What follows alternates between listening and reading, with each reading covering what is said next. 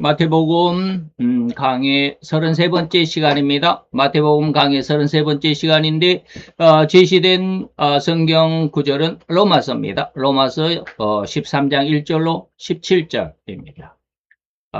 그래서 오늘 우리가 지난 시간 이제 재물에 대해서 우리 신앙인들, 우리 성도들은 재물에 대해서 어떤 관점, 어떠한 생각, 어떠한 믿음을 가지고 살아가야 하는지 그런 내용들을 2시간을 통해서 말씀드렸고, 오늘 이제 다음으로는 두 번째로는 이제 성도와 세상 권세, 다시 말하면 자기 이권, 자기 야망 이런 것들이 있습니다. 세상 권세와의 관계 속에서 우리 성도들은 어떻게 세상을 살아가야 하는지, 로마서 13장 1절로 7절을 통해서 우리가 한번 알아보도록 하겠습니다. 우리 같이 봉독하도록 하겠습니다. 각 사람은 위에 있는 권세들에게 굴복하라. 권세는 하나님께로 나지 않음이 없나니 모든 권세는 다 하나님의 정하신 바라. 그러므로 권세를 거스리는 자는 하나님의 명을 거스리니 거스리는 자들은 심판을 자취하리라. 관원들은 선한 일에 대하여 두려움이 되지 않고 악한 일에 대하여 되나니 내가 권세를 두려워하지 아니하려느냐. 선을 행하라. 그리하면 그에게 칭찬을 받으리니 그는 하나님의 사자가 되어 내게 선을 이루는 자니라. 그러나 내가 악을 행하거든 두려워하라. 그가 공연히 칼을 가지지 아니하였으니 곧 하나님의 사자가 되어 악을 행하는 자에게 진노하심을 위하여 보응하는 자니라. 그러므로 굴복하지 아니할 수 없으니 노를 인하여만 할 것이 아니요 또한 양심을 인하여 할 것이라. 너희가 공세를 바치는 것도 이를 인함이라. 저희가 하나님의 일꾼이 되어 바로 이 일에 항상 힘쓰느니라. 모든 자에게 줄 것을 주되 공세를 받을 자에게 공세를 바치고 국세 받을 자에게 국세를 바치고 두려워할 자를 두려워하며 존경할 자를 존경하라. 아멘. 오늘 우리는 성도는 이 세상 권세에 대해서 어떠한 관계 그리고 어떠한 생각, 어떠한 믿음을 가지고 살아가야 하는지 그런 부분을 한번 생각해 볼 텐데, 오늘은 본문 권세에 대해서는 로마서 13장이 잘 되어 있습니다. 그래서 그 부분을 1절로 7절까지만 제가 여러분들에게 제시를 했습니다. 그래서 성도와 세상 권세, 다시 말하면 세상에서 이권과 야망 이런 것들이 있죠. 이것과의 성도를 어떤 그 믿음을 가지고 어떠한 그 생각과 그리고 어떤 관계를 가져야 되는지를 한번 생각해 봅시다. 우리는 이미 마태복음 17장 25강에서 오늘은 지금 33강째죠. 그러니까 한 지금 8시간쯤 8주 2달 전쯤에 말입니다. 2월 22일자입니다. 절대 믿음을 얻는 방법이다 라는 말씀으로 9시간을 여러분들에게 잘 설명해 드렸다고 생각을 합니다. 그래서 절대 믿음을 얻는 방법이라는 제목으로 설교한 내용에서 마태 13장 44절의 말씀을 제시했습니다. 그래서 모든 것을 그 밭에 감추인 보화가 감춰져 있는 밭을 발견했다면 자기의 소유를 다 팔아서 그 밭을 사야 된다라고 하는 것이었습니다. 근데 그 소유라고 하는 거, 그래서 이때 우리는 자기 소유를 다 팔아야 한다라는 의미를 강력하게 말씀을 드린 바가 있습니다. 바로 이러한 의미와 그런 내용 안에서 오늘 말씀의 주제인 인간은 인간의 그 이권과 야망을 이권과 야망에 대한 그런 어떤 감정, 생각, 사상, 이것에 대해서 성도는 과연 어떻게 이 이권과 야망을 관리해야 되나? 어떤 그 관계를 가지고 어떠한 또 믿음으로 이런 이권을 바라보고 또 야망을 바라봐야 되느냐라고 하는 것이었습니다. 그런 어떤 내용이 오늘 주제입니다. 자, 우리는 신앙계 안에서 자기 소유를 다 팔아야 한다라는 의미의 제목을 붙일 때 자기를 부인한다라고 했습니다. 자기 아내가 아니라 자기를 인정하지 않는 것이죠. 부인해야 된다. 그래서 우리는 흔히 혈기와 감정, 육성, 육성은 뭐냐면 육체적인 욕망이라고 그러죠. 그래서 혈기를 버려야 되고 아주 감정을 버려야 되고 육성을 죽여야 된다. 혈기를 죽이라. 감정을 죽이라. 뭐 이런 말을 많이 듣죠. 이런 말로도 표현하기도 했습니다.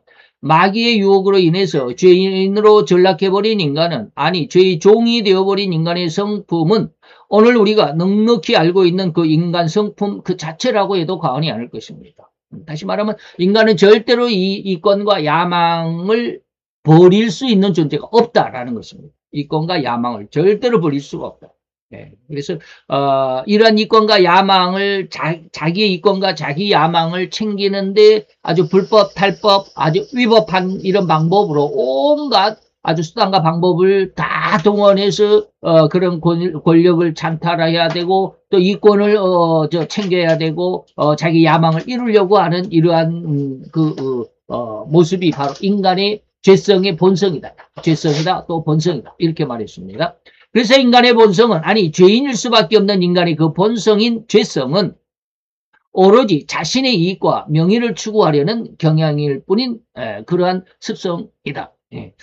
그래서 세상 모든 사람이 다 여기에서 결코 한 걸음도 벗어날 수도, 한 호리만큼도 벗어날 수도 없다.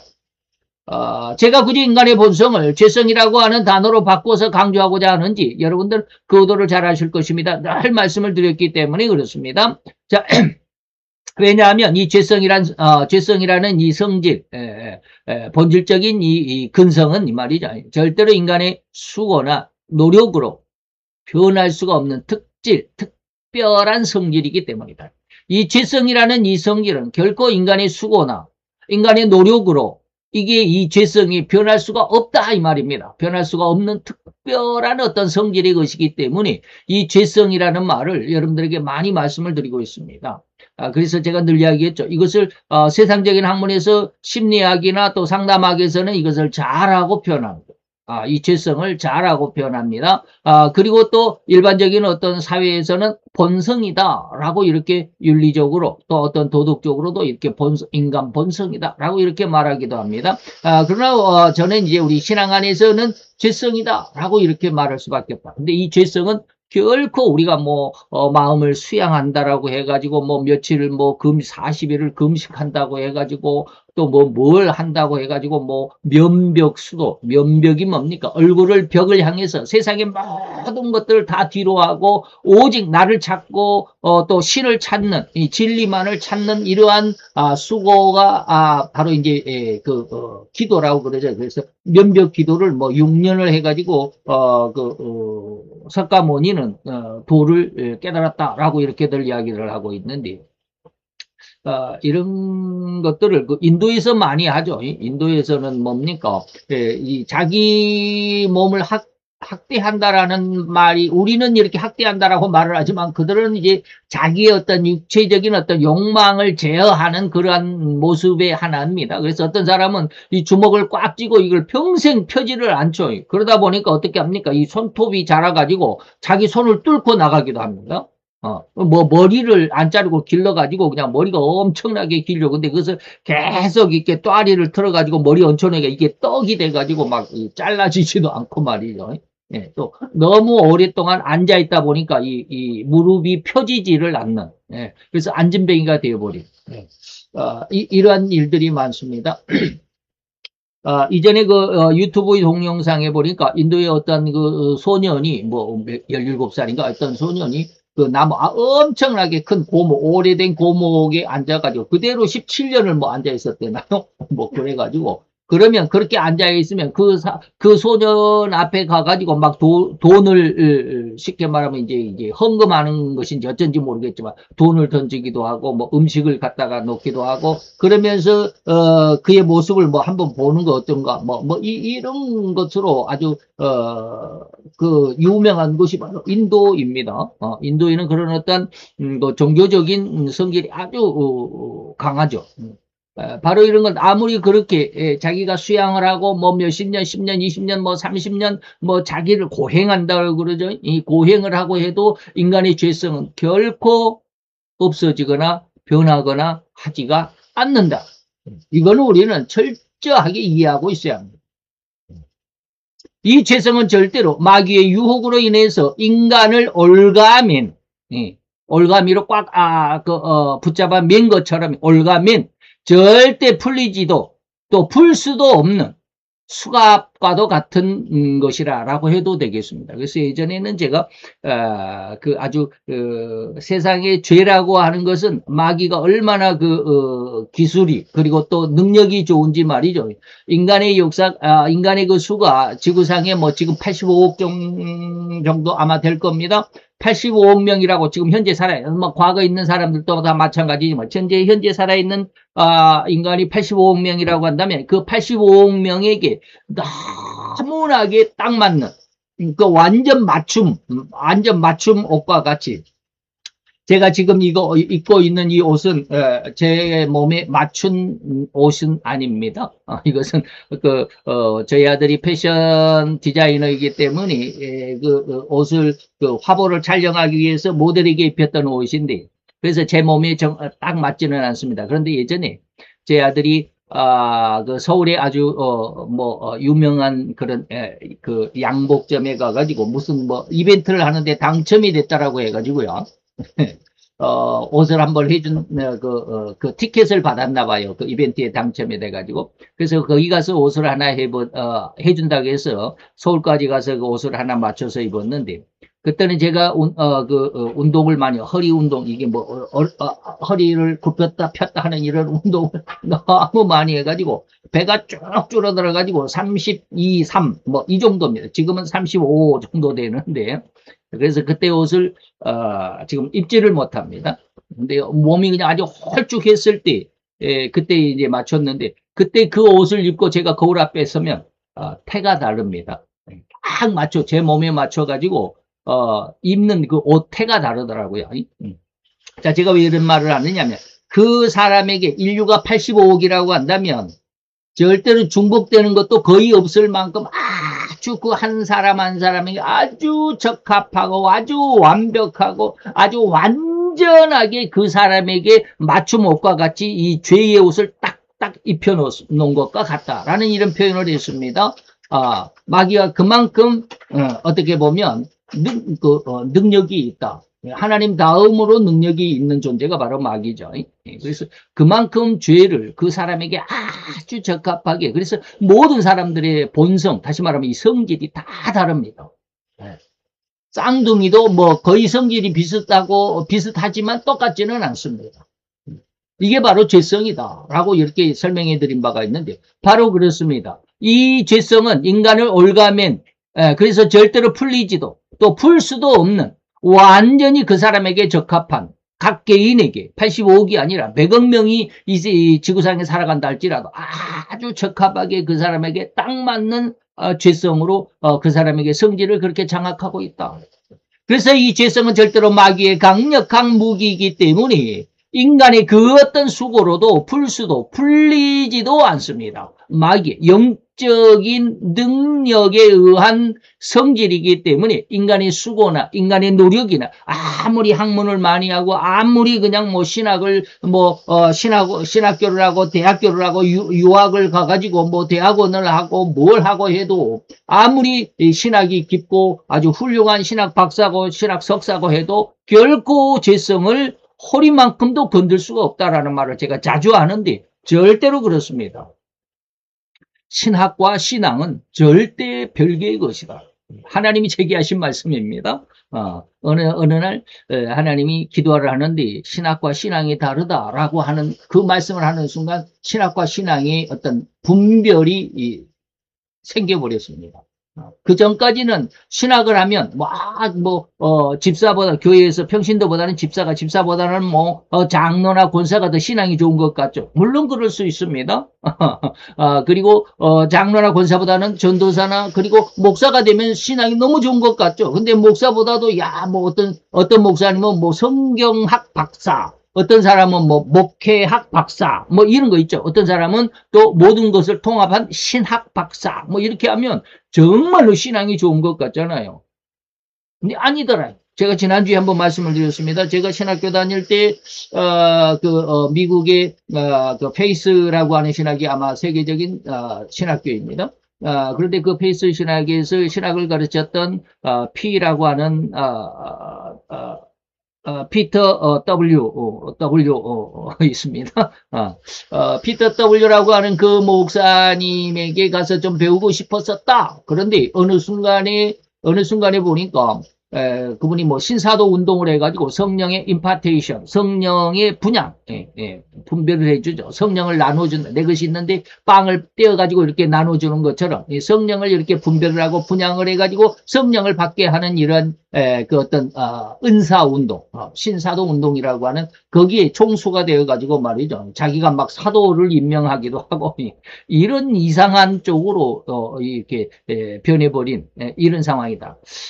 이런 걸 보면 그 엄청난 세계적인 신학 박사였고 아주 그런 어떤 석학이라 할지라도 이 좀 곤란한 문제다. 죄의 문제를 결코 허리만큼도 건드릴 수가 없는 것입니다. 이 영적인 것이기 때문에 육신적인 어떤 수고와 노력은 결코 영적인 이 죄성과는 무관한 것이다. 자, 이러한 영적인 강력을 어떻게 인간의 수고가 또는 인간의 어떤 학문적인 깊이가 있는 석사나 박사 등 학위가 이 영적인 강력한 그 올가미에서 풀어낼 수 있겠는가 이 말입니다.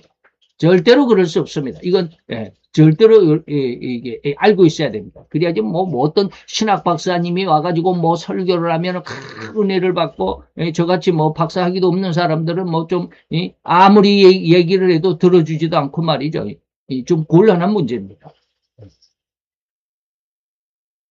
단적으로 말씀드려볼까요? 예수님의 12 제자 중에 저보다 요즘으로 말하면 12명의 제자들은 저보다 전부 다 학력은 낮습니다. 우리가 흔히 말해서 불학무식하다 그러죠. 학문이 없다, 학벌이 없다. 그래서 무식하다. 불학무식하다라고 그러는데 나중에 우리가 이미 우리가 마태복음 4장에서 제자들의 어떤 신앙 상태를 알아보기는 했지만 그들은 성경 박사들이었습니다. 학벌은 없다 할지라도 대학의 학력은 없다 할지라도 물론 사도 바울은 대학의 학력을 가지고 있었습니다. 당시에 힌넬 신학이라고 하는 대학의 힌넬 신학교 대학 졸업생이죠. 대졸생이죠. 저기 사도 바울은. 그러나 거기에 비하면 베드로나 나머지 11명의 제자들은 그런 학벌은 없었습니다. 그럼에도 그들은 성경 박사들이었습니다. 그래서 학위에 우리가 무릎을 꿇을 것이 아니라 그 사람이 얼마나 성경의 정통에 있는가, 정통적인 올곧은 이런 신앙에 서 있는가 이런 것을 봐야 되는데 오늘날에는 그런 걸 보지 않습니다. 겉으로는 드러나지 않습니다. 겉으로 드러나는 것은 학벌, 무슨 신학 박사입니다. 뭐 성교학 박사입니다. 무슨 상담학 박사입니다. 뭐 이런 박사들이 많죠. 신학 안에서도. 거기에 학벌에 그냥 무릎을 꿇고 거기에 머리를 조아리고 참 곤란한 문제입니다. 이러한 학위들은 결코 죄성과는 상관이 없습니다. 그러나 그들이 그런 학위를 얻을 때까지 그 학문의 깊이를 연구하고 그냥 이 밤잠을 설치면서 이제 감기는 눈을 그냥 부비면서 그냥 그렇게 수고하고 애쓴 그 학문의 열정, 수고, 애쓴 것은 인정해 줘야 되지만 그러나 죄성과 신앙과는 상관이 없다. 자, 이 사실을 신자들은 철저하고 변할 수 없는 신앙의 철칙으로 우리는 깨우치고 있어야만 합니다. 여기서 절대적인 신앙으로 자리 잡지 못한다면 이러한 생각, 이런 신앙과 신학이 절대로 다르다는 이 사실을 우리의 신앙의 중심, 철칙으로 삼지 않는다면 곤란한 문제가 있다. 제가 예전에 그랬습니다. 제가 뭐 영성원이라고 하는 데를 가가지고 이렇게 공부를 좀 했었는데 제가 처음에 영성이 뭔 줄을 몰랐을 때 갔을 때 어느 날 이제 목사님들 이렇게 한 10명쯤 모인 이렇게 그룹들이 있습니다. 그룹에서 이제 코이노이냐 뭐 이렇게 이제 대화를 이렇게 하죠. 소그룹 이렇게 공부를 합니다. 그때 어떠한 의미에서인지 제가 그런 말을 했습니다. 바로 여기 제가 그때 이제 하나님 앞에 하나님께서 신앙과 신학이 다르다라는 말씀을 주신 지가 얼마 안 됐을 때입니다. 그랬을 때 제가 그 모임에서 그런 말씀을 했습니다. 신학과 신앙이 다릅니다. 라고 이런 말을 했더니 옆에 있던 목사님이 가만히 있더니 갑자기 한 말씀을 하는데 아주 충격적이었습니다. 그 목사님이 하신 말씀이 나는 그런 말을 들으면 내 머리에 피 터지도록 싸울 겁니다. 라고 이렇게 말을 하시더라고요. 그래서 제가 아무 말도 못했습니다. 못한 것이 아니라 안 했습니다. 그런 사람이 절대로 통용되지 않습니다. 자기 주관이 꽉 들어차 있는 사람, 신학, 다시 말하면 신학이 뭐 신학교보다는 대학원보다는 뭐 유학을 갔다 온 사람이 신앙이 더 심오하다. 더 아주 하나님 앞에 더 가깝다. 그런 사람들의 기도는 일반 신자들이 하는 기도보다 더 하나님이 더 잘 들어준다. 이런 어떤 사상이 있기 때문에 그런 사람들에게는 결코 통용되지 않기 때문에 더 이상 할 말이 없었습니다.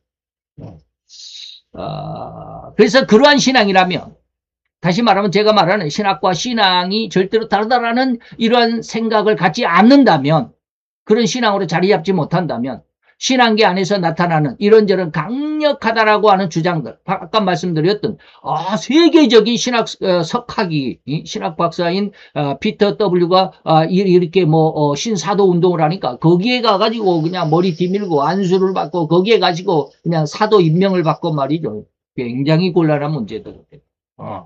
그런 강력한 주장들과 그런 이론들에 의해서 우리는 그 사람의 신앙은 이리저리 흔들리는 갈대와 같은 신앙에 빠질 수밖에 없을 것입니다. 곧 원하는 대로 간절히 기도한다면, 한 가지 예를 여러분들에게 드리는 것입니다. 원하는 대로 기도한다면 이루어진다라는 말씀은 주님의 말씀입니다. 분명히 주님의 말씀입니다. 그런데 이것을 오해한다 이 말입니다. 이 말씀을 오해한다. 그것으로 인해서 열심히 구하고 기도하고 목이 쉬도록 간구하면 이루어진다라는 그런 믿음을 갖고 있다. 근데 저는 이것을 지금 뭐라고 그러냐? 잘못된 믿음이다. 이것은 절대로 믿음이 아니고 자기 생각일 뿐입니다. 자기 요망상, 기대상, 기대감일 뿐이다. 내가 기도하면 이루어진다. 여러분들 지금 이 말씀을 들으면 굉장히 혼란할 수 있는 사람들이 많습니다. 이러한 자기 생각을 믿음으로 착각한다라고 하는 것입니다. 이러한 문제는 다음 기회에 이제 말씀을 드리게 될 텐데, 어쨌든지 우리는 하나님의 말씀을 오해함으로 인해서 착각한다 이 말입니다. 그것을 나에게로 적용을 시켜버리는 것. 그건 하나님께서 하신 말씀인데, 이 말을 이렇게 해야 되나? 어쨌든지 그 말씀을 앞뒤를 딱 잘라버리고 몸통만을 취하려고 한다 이 말입니다. 그래서 예수님은 요한복음에서 분명히 이야기합니다. 너희가 내 안에 있고 내 말이 너희 안에 있으면 원하는 대로 기도하라. 그러면 반드시 이루어진다. 라고 이렇게 말씀했는데 앞 문맥은 딱 빼버립니다. 내가 너희 안에 너희가 내 안에 있으면이라고 하는 부분은 딱 떼버리고 무엇이든지 원하는 대로 구하라 그리하면 이루어진다라는 이 말씀만을 부여잡니다. 이러면 곤란하다 이 말입니다. 내 욕심과 내 야망이 그 속에 가지고 있으면서 열심히 기도합니다. 안 된다 이 말입니다. 제가 예전에 그런 말씀을 드렸습니다. 지금은 이제 그런 기도를 하지 않는데 예전에 제가 그런 기도를 했다라고 많이 말씀을 드렸습니다. 한 달쯤 전에, 2달쯤 전에 그런 말씀을 드렸습니다. 제가 이제 교회가 없어서 이제 직장을 나가고 있지만 직장을 나갔는데 그 앞에 너무너무 자리가 너무너무 좋은 700평이 있었습니다. 근데 그게 두 개로 딱 나눠져 가지고 350평씩 나눠져 있는데 거기에 건물 4층 건물이 양쪽에 두 개 똑같은 쌍둥이 건물이 두 개 딱 들어서 있습니다. 근데 왠지 보니까 왼쪽에 층은 주택인데 오른쪽에 층은 독서실이 있고 어학원이 1층에는 어학원이 들어 있고 2층에는 독서실이 들어 있고 그리고 3층에는 이제 주인이 사는 것 같고 지하에는 비어 있고 뭐 이런 건물입니다. 그런데 그 건물이 너무 마음이 들었다. 그래서 매일 마음속으로 울면서 그 기도를 했다. 제가 그런 말씀을 드렸잖아요. 거의 한 달 반, 거의 2달 가까이를 그 건물을 볼 때마다 그렇게 마음이 안타까웠습니다. 하나님 저 건물이 있었으면 좋겠습니다.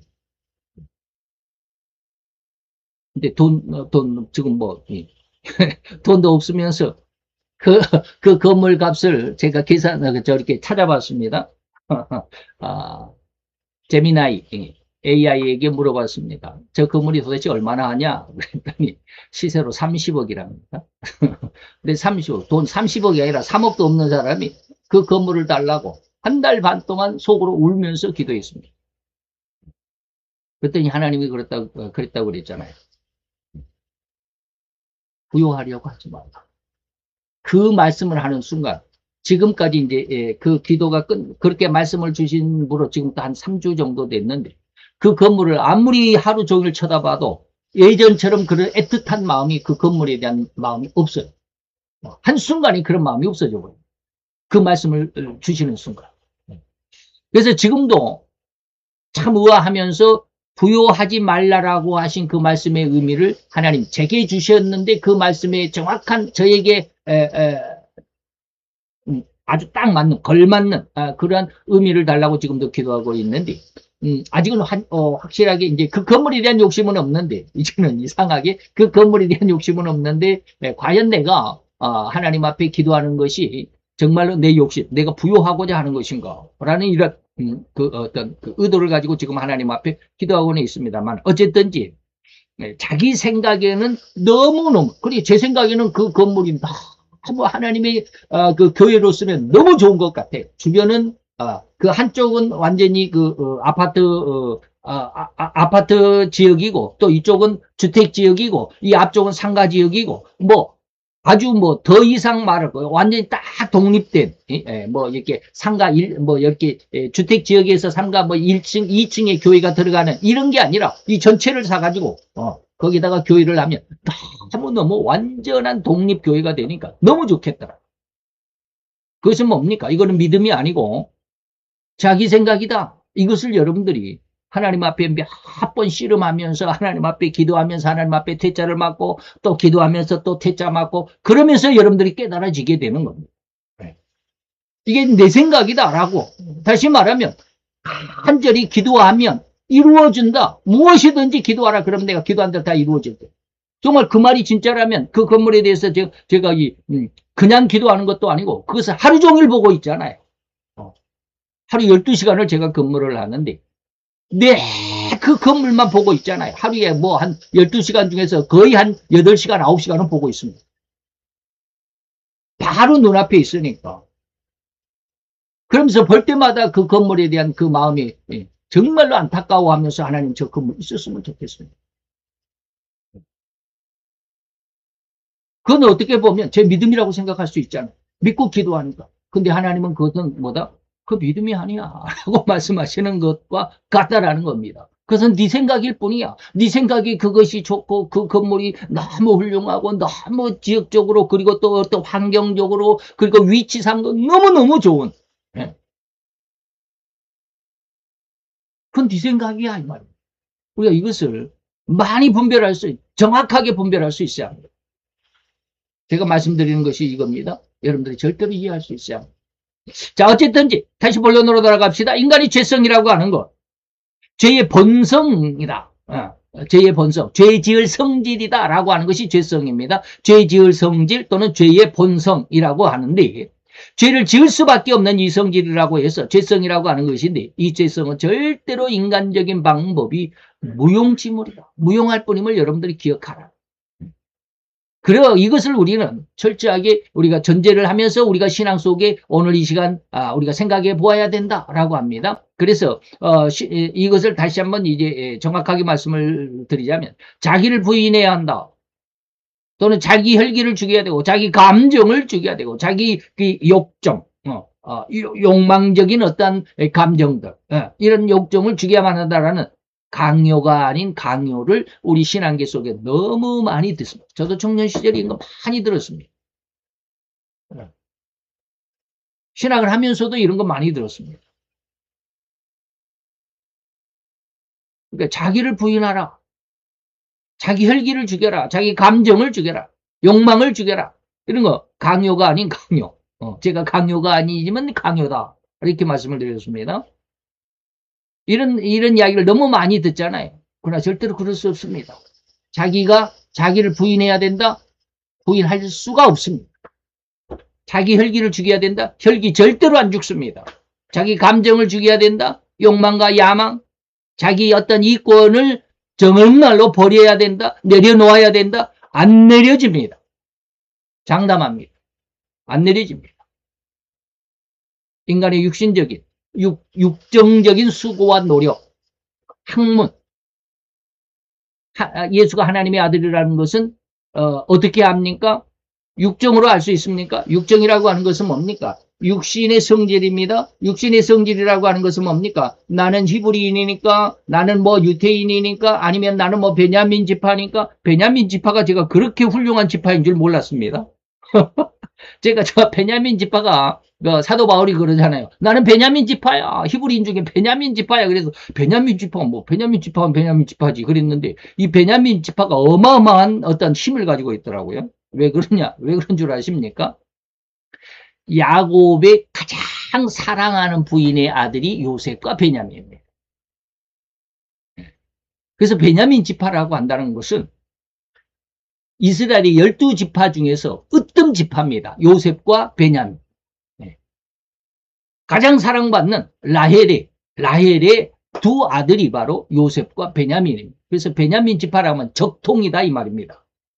서자가 아니고 첩의 자식이 아니고 적통이다 이 말입니다. 대단한 족속입니다. 그런 것을 따지는 것이 육정입니다. 나는 베냐민 지파니까, 나는 훌륭한 가문이니까 이 말이에요.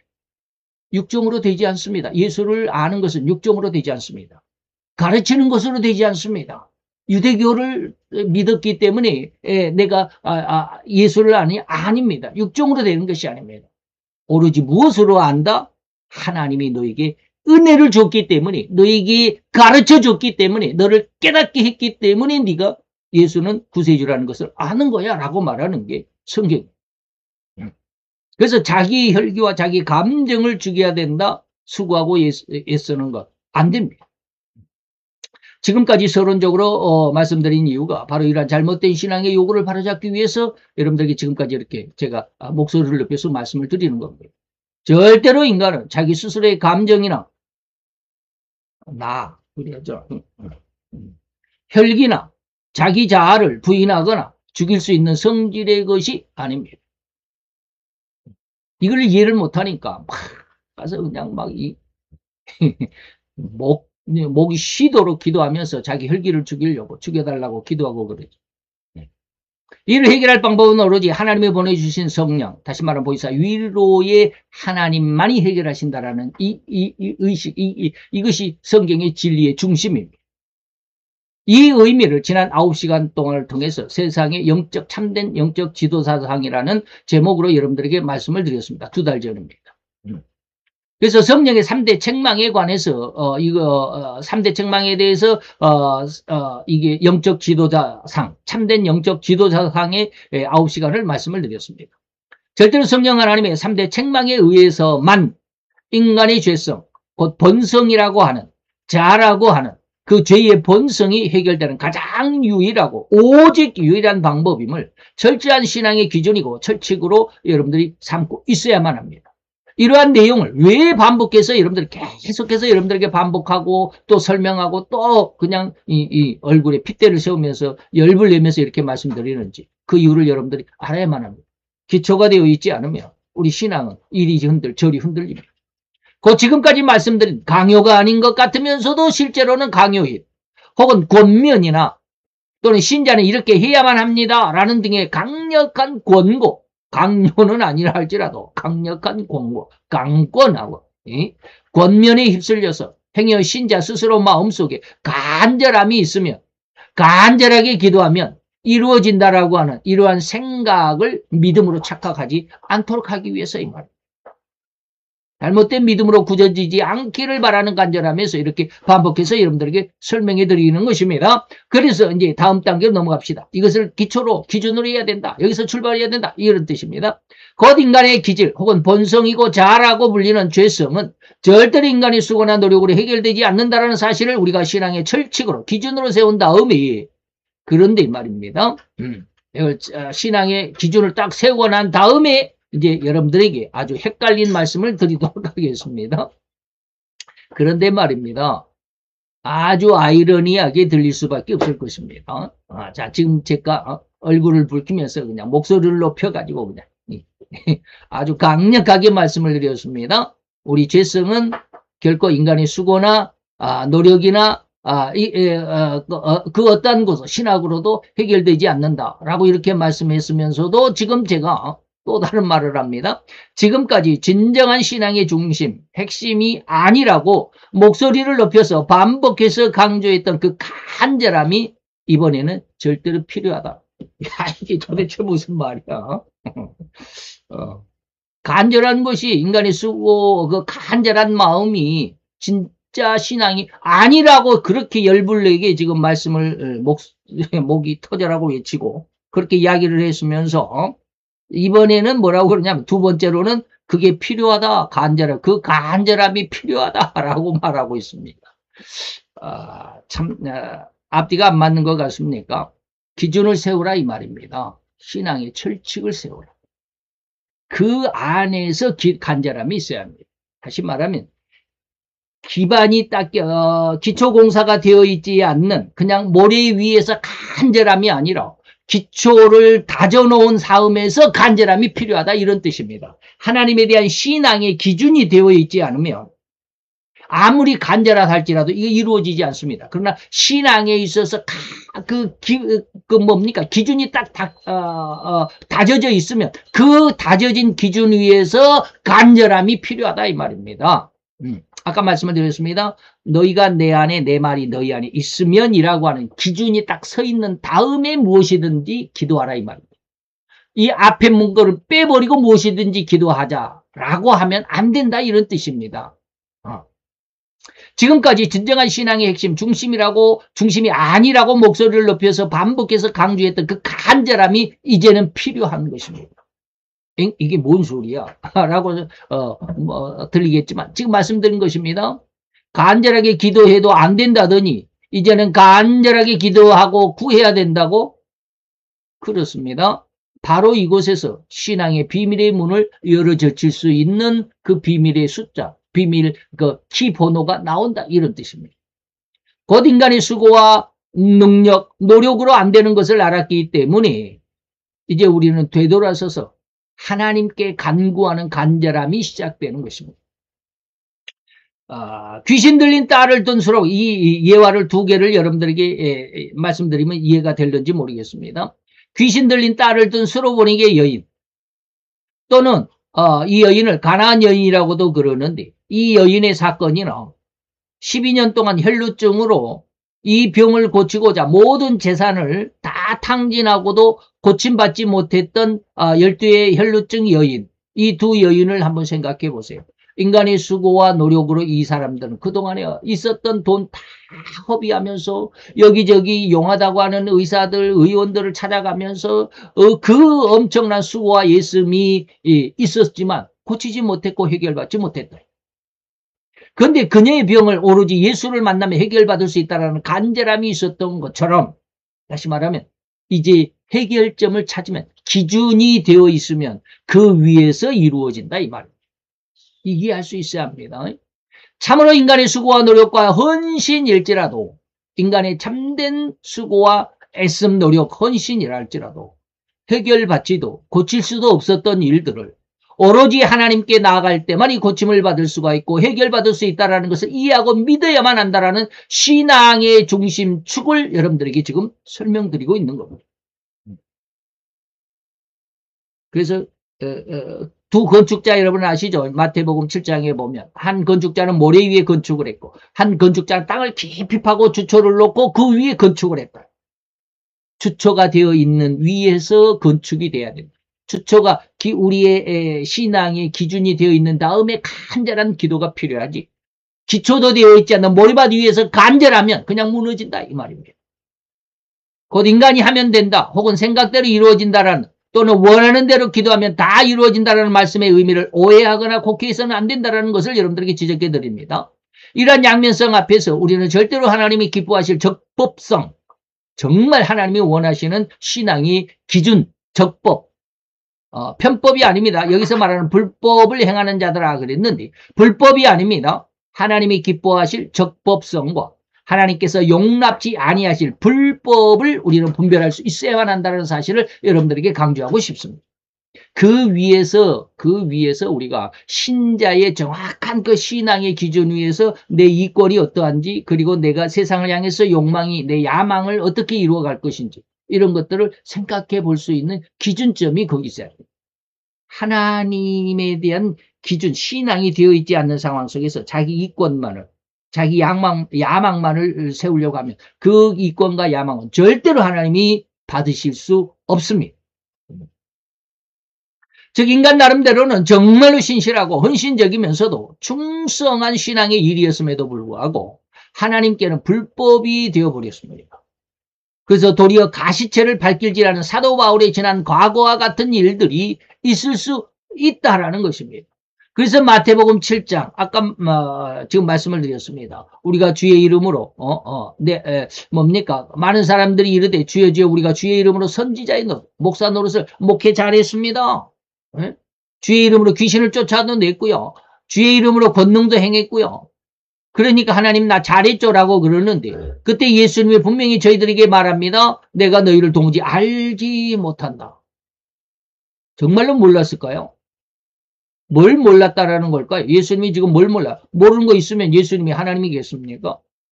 나는 너를 뭘로 몰라요? 천국의 자녀로 모른다 이 말. 천국의 자녀인지를 몰라. 다시 말하면 너는 반대로 이야기하면 너는 지옥 자식인 줄 내가 확신한다 이런 뜻입니다. 내가 너를 도무지 알지 못해. 어떤 면으로는 알아요? 너는 지옥의 자식이라는 건 내가 확실히 안다라는 뜻입니다. 그 말을 반대로 도무지 알지 못. 천국의 자식으로는 도무지 몰라. 왜? 너는 불법을 행했잖아. 네 마음대로 했잖아. 진리가 기준이 되어 있지 않았기 때문에. 사도행전에도 역시 마찬가지입니다. 사울이 예수 믿는 자들을 잡아 가두기 위해서 말이죠. 다메섹으로 가다가 정오가 되어서 그 길에서 아주 밝은 빛을 보고 다 엎드려져 가지고 그런데 그런 상황 속에서 음성이 들렸습니다. 사울아 사울아 네가 어찌하여 나를 핍박하느냐. 사울은 지금 충성하고 있습니다. 하나님 앞에. 여호와 하나님이 진짜 하나님인데 예수라는 사람이 나타나가지고 내가 하나님이다 그러니까 인간으로서 어떻게 하나님이 될 수 있느냐. 저거는 완전히 이단 중에 완전 왕괴수다 해가지고 예수 믿는 자들을 다 사거리 잡아가지고 감옥에 쳐놓고 아주 그냥 주리를 틀어서 때로는 그냥 처형 죽이는데도 앞장섰던 사람이 사울이었습니다. 근데 그러한 사울의 그 충성도를 예수님이 뭐라 그러냐면 왜 나를 핍박하느냐. 사울은 지금 충성하고 있는데 하나님 쪽에서는 네가 충성한 만큼 나를 핍박하는 거야. 네가 그렇게 충성한다고 하는데 오히려 그것은 가시를 발로 차는 것과 같아. 맨발로 가시 차면 발이 안 아프겠습니까? 근데 너는 그걸 모르고 있잖아. 이런 뜻입니다. 또한 이러한 결과를 수제자라고 할 수 있는 사도 바울도 그랬습니다. 사도 바울에게서도 사도 베드로에게서도 그랬습니다. 사도 베드로에게도 이 말이 나타납니다. 곧 헬몬산 변화산상이라고 그러죠. 주님의 변화하신 모습 앞에 엎드러진 그 상황에서 주님의 십자가 사건을 가로막고 나선 일입니다. 내가 이제 고난을 받고 죽임을 당하고 제3일에 살아나야 할 것이야 라고 말하니까 제3일에 살아나야 된다는 것을 얼른 그 말을 받았으면 베드로가 이런 일은 안 했을 것입니다. 그런데 이 말은 아직은 깨닫지를 못하고 있었습니다. 예수님이 부활한 모습을 직접 눈으로 목격하기 전까지는 예수님이 살아난다는 부활이라는 말을 의식하지 못했습니다. 깨닫지를 못하고 있었습니다. 단지 내가 죽임을 당할 거야 라고 하는 이 마음만은 붙들고 베드로가 예수를 붙들고 가나여 가로되 주여 그렇게 하지 마옵소서. 이 일이 예수님이 고난을 받고 죽임을 당하는 이 일이 결코 주에게 미치지 않도록 내가 막아주겠습니다 라고 했잖아요. 굉장한 충성이잖아요. 그런데 예수님이 베드로에게 뭐라고 그럽니까? 사탄아 내 뒤로 물러가라. 너는 나를 넘어지게 하는 자고 너는 하나님의 일을 생각하지 않고 도리어 사람의 일만 생각한다. 바로 이러한 신앙의 철칙, 신앙의 중심을 바로잡은 다음에야 비로소 신자는 자기의 이권이나 야망에 대한 견해 또는 그 접근을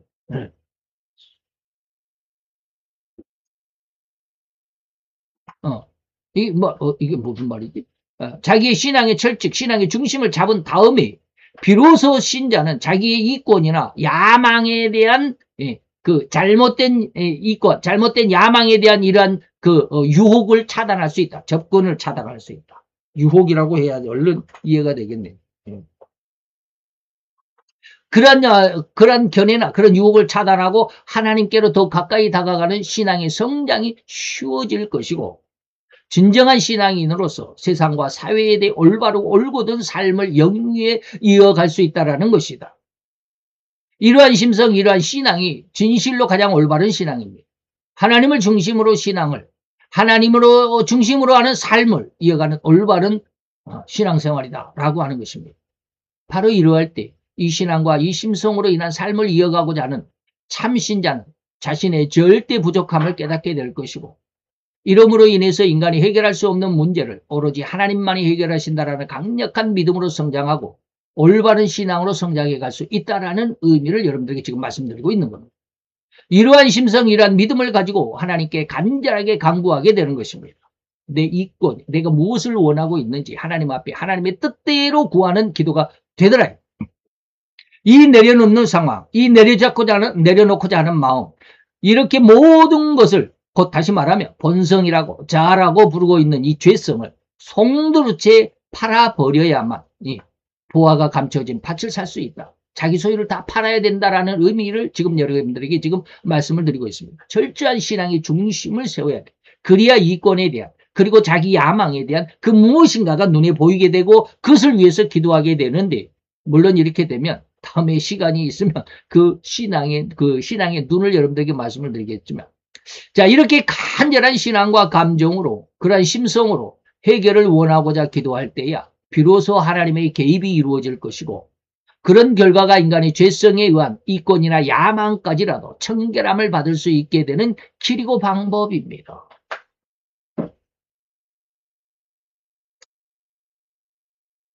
이권이나 야망. 여러분들에게 지금 기본적인 그 이권과 야망에 대한 지금 딱 대면하고, 내 이권과 내 야망을 대면하고 있는 그 마음, 그 신앙에 대해서 여러분들에게 지금 먼저 말씀을 드리고 있는 겁니다. 그 철저하게 자기 자신의 욕망, 그리고 이권을 내려놓을 수 있게 되고, 야망이나 야욕까지라도 벗어낼 수 있으며, 반대로 오로지 이웃을 위해서 더 나아가서는 하나님의 영광과 그 영광의 나라를 이 땅에서도 이루어내기를 바라는 심성과 신앙이 될 수 있다라는 것입니다. 오늘 제목만 보고는 야, 우리 신자도 이권을 위해서 무엇인가를 해도 된다라는 것이구나.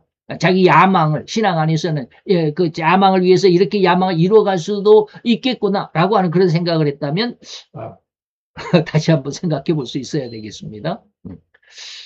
그래서 기독교 역사에 큰 발자취를 남긴 칼빈 목사님은 이렇게 인간의 이권과 야망에 대해서 정의를 했습니다. 야망에 대해서 칼빈 목사님은 사람들이 겉으로는 겸손한 척해도 속으로는 남보다 높아지려는 이 야망에 사로잡혀 있다라고 말씀하고 있습니다. 그러죠? 성도는 자신의 지혜나 능력을 자랑하지 않아야 된다.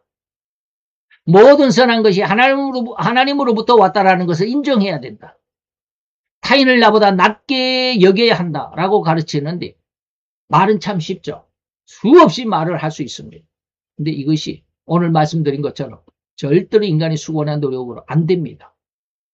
겸손한 척해도 속으로는 남보다 높아지는 이 야망이 결코 인간의 마음속에서 흔들리지도 않습니다. 옆으로 단 1cm조차 옆으로 흔들리지도 않는다. 완전히 인간의 중심, 본성 자체가, 죄성 자체가 바로 그렇다. 이권에 대해서 자기 부인은 단순히 감정을 조절하는 것이 아니라 나의 유익보다 이웃의 유익을 먼저 구하는 것이 이권에 대한 신자들의 정확한 관계, 이권을 대하는 성도의 심성, 그 관계다라고 이렇게 말하고 있습니다. 칼빈은 우리가 가진 모든 자원은 하나님이 내게 맡겨준 것이므로 이를 개인의 탐욕을 채우는 데 써서는 안 된다라고 논합니다. 말은 너무 좋죠. 저도 만약에 저의 어떤 그 느낌, 하나님께서 제게 깨닫게 하시는 그 은혜가 없었다면 이러한 단순히 이 칼빈 목사님의 이러한 주장이나 견해에 대해서 아주 강력하게 설교를 했을 것입니다. 그러나 이것은 단지 이렇게 말하는 목사님들이 너무 많습니다. 제가 지난 시간에 또 말씀을 드렸지만 우리가 저지난 주간이 우리는 부활주의를 지냈지만 우리는 지키지 못했지만 부활주의 그 상황이 계시록 13장 11절로 18절까지 내용이다 라고 이렇게 말씀을 드렸던 적이 있습니다. 지난 주간에도 말씀을 드렸었습니다.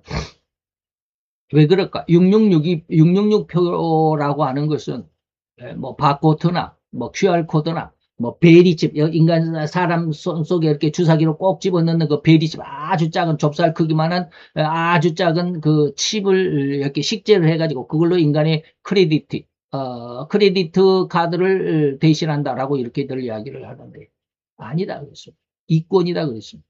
이권이다. 세계에서 제일 큰 교회 우리나라에 있습니다. 그 교회를 나라가 완전히 압색을 했죠. 압색이 뭡니까? 압수수색을 했습니다. 그 담임 목사님이 어떠한 잘못이 있는지를 탈탈 털고자 했다. 압수수색을 당하고 강력하게 그냥 권력의 힘에 의해서 그렇게 탈탈 털어버리니까 6개월도 안 돼가지고 그 교회에서 대통령을 모셔다 놓고 찬양을 하고 말이죠. 그것도 부활주의다. 그것도 대강단에. 그래서 제가 그랬습니다. 666표는 그런 베리칩이나 또 바코드나 QR코드나 이런 게 아니다. 무엇이다? 이권이다 그랬습니다. 이권. 자기에게 동조하지 않으면 너에게는 불이익이 갈 수밖에 없어. 너 나한테 동조하지 않아? 내 뜻에 따르지 않아? 그러면 너는 이렇게 압수수색해갖고 너 이렇게 강력하게 내가 너를 압박할 거야. 교회 재산을 다 뺏어버릴 거야 하니까는 어쩔 수 없이 거기에 동조를 하는 겁니다. 이게 666표입니다. 이게 교회 목사들이 행하는 언행이다라고 말씀을 드렸습니다. 야망에 대해서, 이권에 대해서 철저하게 우리는 성경이 무엇을 말씀하시는지 그 의미, 하나님의 진의를 알아야 된다. 그 하나님의 진의 속으로 들어가야 된다. 라고 이렇게 말씀을 드렸습니다. 그저 우리는 성경을 그냥 문학책을 배우는 것처럼 소설책의 그 시를 배우면서 그 시인의 어떤 감정을 배우는 그러한 책이 아닙니다. 하나님의 뜻이 이루어지고 있습니다. 세상이 지금 음녀의 방석이 되어가고 있다라고도 말씀을 드렸습니다. 계시록 17장. 예. 완전히 타결이 되지는 않았지만 지금 이란이 그 미국에게 완전히 굴복하고 말았죠. 완전히 타결되지는 않았습니다만은 지금 그런 상황이 됩니다. 저는 분명하게 이야기했습니다. 온 세상이 미국의 방석이 될 거야. 다 미국의 궁디 아래 그냥 완전히 깔아뭉개질 거야 라고 말씀을 드렸습니다. 왜? 그것이 계시록 17장이니까. 근데 지금 뭐 난리법석들이죠. 미국은 트럼프는 지금 계속 망하고 있고 이란이 뭐 그 엄청난 미국의 공격에도 뭐 그 무기들 로켓 그 미사일들 3분의 1 뭐 절반 이상은 지금 뭐 땅속 깊은 곳에 지금 아직도 남아 있고 말이죠. 그것으로 계속 미국을 공격해 가지고 미국이 완전히 이제 궁지에 몰려서 트럼프는 이제 탄핵을 받아야 된다라고 이렇게 말하는 사람 무지 많습니다. 여러분들 아십니까? 그러나 저는 분명히 말했습니다. 세상이 완전히 미국의 궁둥이 아래 깔아뭉개질 때가 올 거다. 다시 말하면 그게 음녀의 세상을 깔고 앉아있는 무기다. 방석이다 이 말입니다.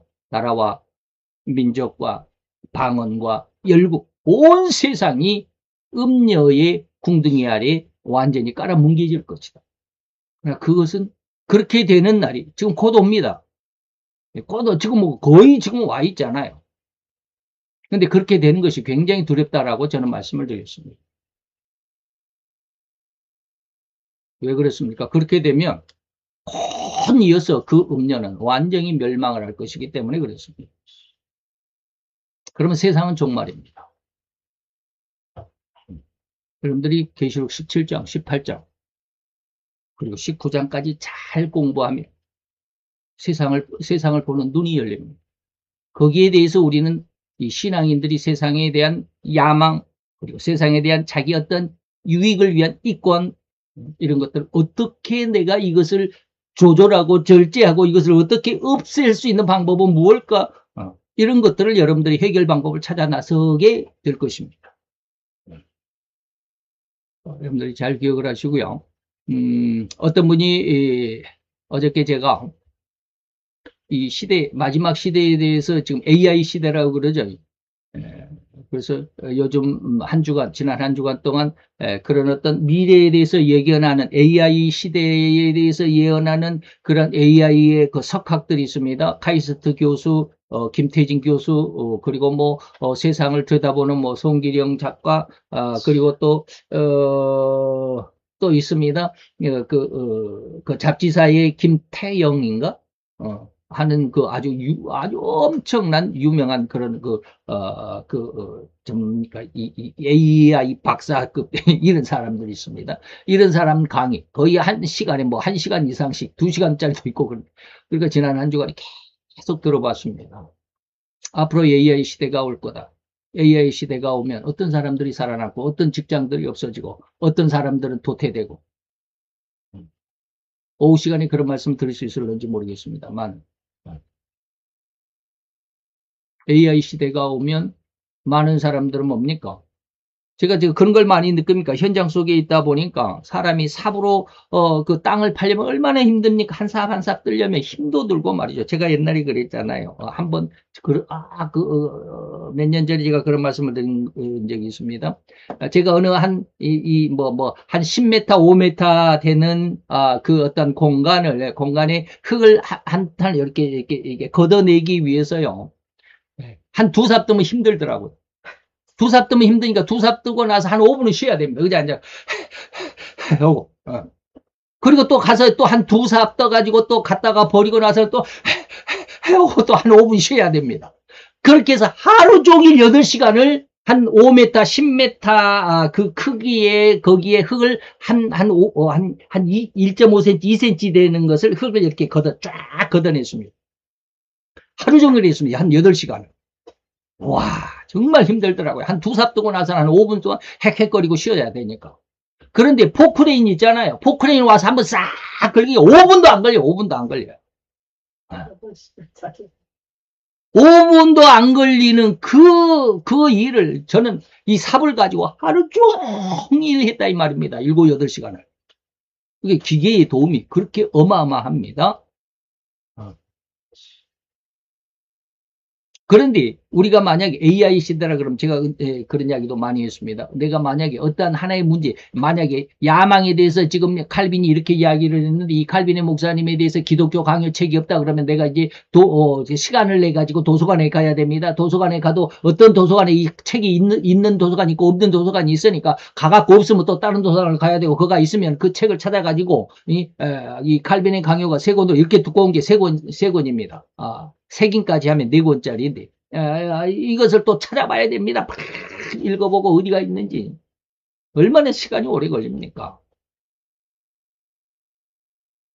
그런데 AI한테 물어보면 한 10초도 안 걸립니다. 그냥 쫙 해줍니다. 이거 지금 야망과 이권에 대해서 이게 바로 AI가 알려준 내용입니다. 이걸 그대로 지금 갖다가 제시했는 거예요. 그러다 보면 인간이 이제 쉽게 말하면 일할 수 없잖아요. 기계 와서 포크레인이 한 5분도 안 되고 한 1, 2분 정도만 해도 그 일이 싹 해결되는데 인간이 하려면 하루 종일 걸려야 되잖아요. 그러니까 인간이 일할 필요가 없어요. 기계가 와서 해. 근데 이게 컴퓨터가 한다고 해보세요. 컴퓨터가 어마어마한 일을 해. 지금은 이제 컴퓨터가 뭡니까? 막 춤도 추고 그러자. 옛날에는 이제 컴퓨터가 걸어가는 것도 못했습니다. 두 발로 걸어가 옆에서 살짝만 건드려도 막 넘어지고 쓰러지고 막 깨지고 자빠지고 그러잖아요. 근데 요즘에는 그냥 막 이 덤블링도 하고 말이죠. 막 춤도 추고 말이죠. 태권도도 하고 막 그러잖아요. 그런 로봇가 나와가지고 그래도 저도 지금 많이 지금 생각을 하고 있습니다. 만약에 하나님께서 제게 기회를 주셔서 제가 이제 제게 말하는 하주 동산에 대해서 하나님께서 기회를 주신다면 거기에 대해서 무엇을 할 것이고 거기에서 이 사람 이제는 농촌에 가도 이게 사람이 인력이 없으니까 기계 그 로봇 하나를 딱 갖다 놓으면 이게 한 3천만 원 한답니다. 3천만 원짜리 로봇 하나 갖다 놓으면 얘는 하루 24시간 내합니다. 불이 있든지 불이 켜지든지 안 켜지든지 한밤에도 이 로봇은 그냥 일합니다. 만약에 딸기 농장 한다 그러면 이게 밤새 하루 종일 그걸 따가지고 딱 정리를 해가지고 이 하룻밤 자고 나니까 그냥 이만큼 박스를 갖다가 쌓아놓고 딱 결과를 기다리고 있고 말이에요. 이거 사람이 그렇게 하려면 어떻게 합니까? 못하죠. 그러다 보니까 사람이 일을 할 필요가 없는 거죠. 그럼 몇 사람만, 그 기계를 작동하는, 이 로봇들을 작동하는 몇 사람만 필요합니다. 그러면 나머지는 어떻게? 나머지는 다 놀아야 돼. 그러면 나는 어떻게, 나는 그런 기술이 없는데, 그러면 나는 놀아야 돼? 나는 놀면 어떻게? 나는 돈벌이가 없으니까 나 죽어야 돼? 아니. 그 사람들 그대로 놔두면 어떡하십니까? 그냥 죽어야 되고 가서 그냥 죽겠습니까? 예. 폭동이 일어난단 말입니다. 이런 사람들. 그런 사람들을, 그런 사람들의 그 폭력적인 마음, 폭동을 일으킬 그 마음을 잠재우기 위해서 뭘 필요합니까? 그래서 기본소득이 필요하다. 무슨 말이 이해가 됩니까? 지금 기본소득, 지금 나라에서 기본소득 지금 7월달 29일부터인가 준다고 그러죠? 나한테 얼마나 줄는지 모르겠어. 25만원에서 60만원까지 차등 지급한다고 그러죠? 기본소득 준다. 좋습니까? 여러분들이 실업자가 됐다라는 뜻입니다. 그런 내용들을 언젠가 한번 말씀드릴 기회가 있겠습니다만, 인간은 세상에 대해서 어떠한 마인드를 가지고, 우리가 지금 신앙 안에서 이렇게 보니까 내가 내 야망, 내 이권은 어떠한 모습으로 내가 처리를 하고 청결케 할 것인지를 분별할 수 있어야 됩니다. 여러분들이 꼭 이러한 은혜 가운데서 여러분들 신앙의 중심이 서 있어야 이것이 보여집니다. 그렇지 않으면 절대로 안 보여집니다. 그 이야기도 다음에 하겠습니다. 자, 이제 우리 이 시간 신앙인들의 어떤 신앙의 기준이 철저하게 기준이 서 있어야 신앙이 흔들리지 않는다라는 말씀을 드렸습니다. 이권과 야망에 대해서 잘 기억을 하시기를 바랍니다. 기도합시다. 할렐루야. 주님, 오늘도 여호와 이 귀한 은혜와 온종을 감사드리나이다. 내 하나님의 영광의 빛을 향하여 나가는 저들의 발걸음이 결코 굽어지거나 휘어지거나 흔들리거나 쓰러지거나 넘어지지 아니하고 오로지 하나님 안에서 바람이 분다 할지라도 홍수가 난다 할지라도 폭우가 내린다 할지라도 흔들리지 않고 흠집 하나 나지 않는 올곧은, 그리고 결코 흔들릴 수 없는 그런 신앙의 굳건한 건축이 되어가는 내 신앙이 되게 하여 주시옵소서. 말씀이 중심이 되게 하시고 하나님의 진의를 깨달아 붙잡아가는 귀한 신앙의 성도, 오로지 하나님이 선이 온전히 기뻐하실 만큼 아름답고 귀한 신앙으로 성장하는 하나님의 아들이 되기를, 하나님의 딸이 되기를 붙들어 주시옵소서. 예수 그리스도 이름으로 감사하며 기도하여 싸움나이다. 아멘.